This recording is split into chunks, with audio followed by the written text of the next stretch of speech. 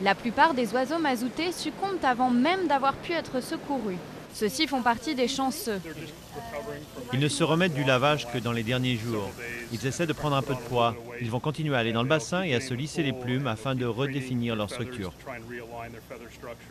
Le pélican brun, emblème officiel de la Louisiane, vient à peine d'être retiré de la liste des espèces en voie de disparition en novembre dernier. Mais les millions de litres de pétrole qui continuent à s'échapper d'un puits endommagé menacent son rétablissement. Et la marée noire survient à un moment particulièrement critique pour les oiseaux, en pleine période de nidification. Les équipes de secours redoublent donc d'efforts pour sauver les oiseaux, mais la tâche est ardue. 45 minutes sont nécessaires à 4 spécialistes pour laver un pélican adulte. Et une fois lavés, il faut trouver un endroit où les relâcher.